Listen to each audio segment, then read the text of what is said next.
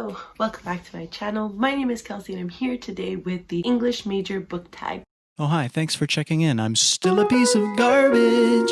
This tag was created by Hannah over at A Snow White Reader, so I will leave a link to her channel down below. My fellow English major. I'm so excited. As soon as I saw this tag in my subscription box, I knew right away because I am an English major. So before I become more and more pretentious, let's get into the questions. So the first question is romanticism. What's a book you seem to wear rose-colored glasses for? A book that definitely deserves a reread. Bonus points if you share a memory. Well, I don't remember anything about my life, but a book I do have rose-colored glasses for is The Night Circus by Erin Morgenstern. I read this way in the beginning of my booktube journey, before I was even making videos or attempting to make videos. I had heard about this because I think it was like all the rage in like 2015, 2016. Hannah over at A Clockwork Reader was a new booktuber I had found and she was really into this, so I did buy it. I loved it. I loved Erin Morgenstern's writing. I thought it was super flowery and beautiful and gorgeous. A lot of criticism that I've seen for this book is that there's no plot, and I distinctly remember there being a plot, but could I tell you exactly what happens in this book?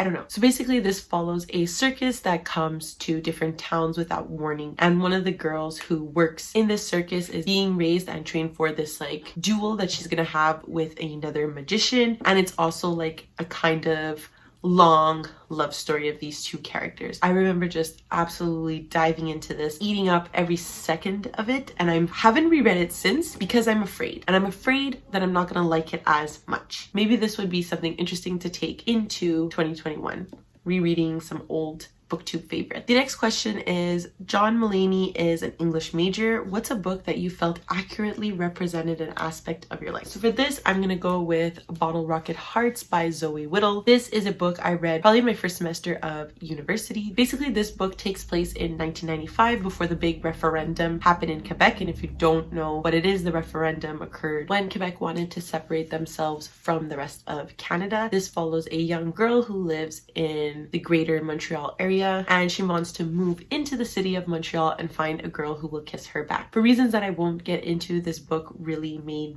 me feel seen. It was the first time I ever read about a young girl growing up in Montreal, so I think that was really important to me. There's also an aspect of a abusive or emotionally manipulative relationship in this book, and at the time that I read it, this really made me feel seen as well. I completely adore this book. Another book that I'm really scared of rereading because I think I read this book at just the right time. Zoe Whittle quickly became an author that I will look out for, an auto-buy author, and I absolutely adore this book. I would highly recommend if you're into some LGBT contemporary that takes place in Canada. The next question is, oh, so you want to teach? Even though English majors are very versatile, this question almost always gets asked. Name a book that went more in depth than you expected, or a book that surprised you with how many topics it covered. So for that, I'm actually going to pick another book I read for university, which is A Visit from the Goon Squad by Jennifer Egan. So this book has one of my favorite literary tools aspects where each chapter follows a different character and you never see that character again, but you do see how these characters influence each other in other chapters. So basically this story mainly follows music and the people in the lives that surround this executive producer and former rocker named Benny, but this became so much more. This was a book that discussed feminism. This was a book that discussed the music industry, family, raising children. It was so in-depth, so incredibly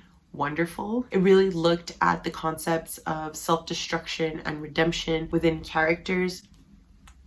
It was beautiful, highly recommended. It's super quick to read. Jennifer Egan also uses like multimedia within the book, so I think it's a super fascinating read. I didn't think I was gonna enjoy it, and as soon as I started listening to it on audio, I completely fell in love. The next question is symbolism. What's a book that represents something you love? And for this, I'm gonna pick one of my favorite books of all time, which is Daisy Jones and the Six by Taylor Jenkins Reid. This basically follows a like interview style format following a band called Daisy Jones and the Six, and basically their lives up until the band split up in the 70s. So this book has everything I love. It has feminism, it has hot guys with beards who play guitar, it has 1970s, 60s aesthetics. I love this. I think it perfectly encapsulates a really captivating novel and a really interesting plot, while also diving into things that weren't really considered at the time and diving into how they are important for today, while also having this fun and upbeat concept of a band in the 70s. So I love this, highly recommend as usual. Next is Pretentious Paradox. Name a book that you've read and often bring up in conversation to impress people. I think like any English major, I bring up Shakespeare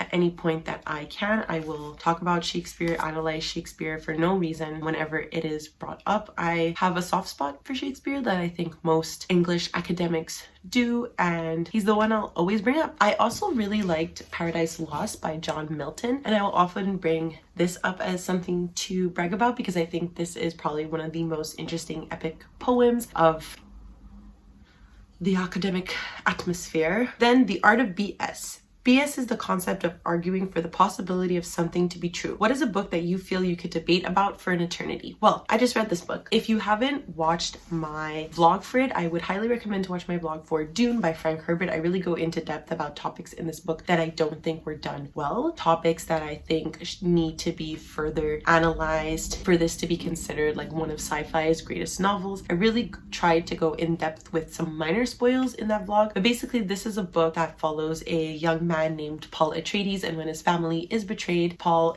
and his mother, Lady Jessica, set out on this adventure where Paul becomes something more than he bargained for. That's a very bare minimum synopsis. I don't like this book. However, I do think that I have enough of a background and basis to defend my points, and I just don't think this is a good book, and I think I am able to defend that. So this is something I would have probably written a ranty and lengthy essay about were I reading this for university. Next is your favorite old dead white author. Nothing is perfect as proven by classic literature. What's a book that you know hasn't aged well that you either love or hate? I decided to go with a classic of Mice and Men by John Steinbeck. I remember reading this in secondary 4, which would be grade 10 for everybody outside of Quebec. And I remember really loving this and really like enjoying the analysis and details that went into this book. Something that I'm worried about is perhaps the representation and the topics that are discussed in this novel won't be as impactful to me, or I might find some issues with the book that probably didn't bother me at 15 years old or 16 years old. While I am afraid to reread this, I'm actually very excited to see how I stand 11 years after I read this.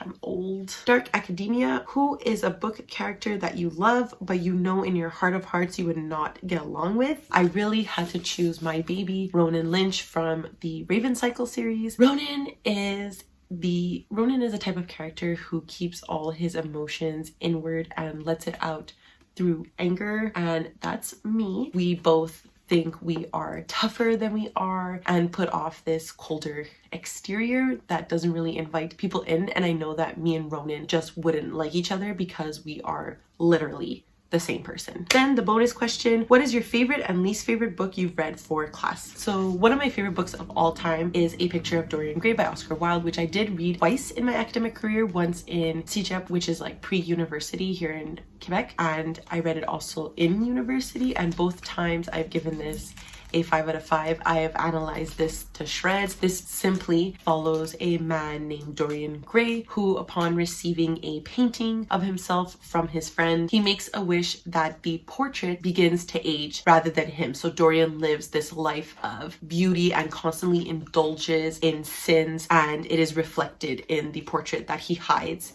in his home. Absolutely love this book. If you haven't read it, I highly suggest it. I think it's an easily accessible classic. The themes and ideas presented within this novel are still very prevalent to this day. And my least favorite book of all time also happens to be my least favorite book that I ever read for school, which is On the Road by Jack Kerouac. I wrote an entire rant review on Goodreads that I'll just link down below. I don't think this book is worth talking about. I keep it on my shelves just because I like to look at it and hate it. I'm not even going to talk what this is about. I think this book is a horrid excuse for something that we continue to read today. This book is boring. This book is pretentious. This book is so obtuse, and it's disgusting. It dives into the lives of these men who have sex with younger women of color. It's absolutely atrocious. I hate it so much. I never want to talk about this book again. Goodbye. And that's it. What a happy way to end this video. If you like this video and you want to see more content from me, please like, subscribe, and ring the notification bell down below. Comment down below what your least favorite book of all time is. And if you like On the Road,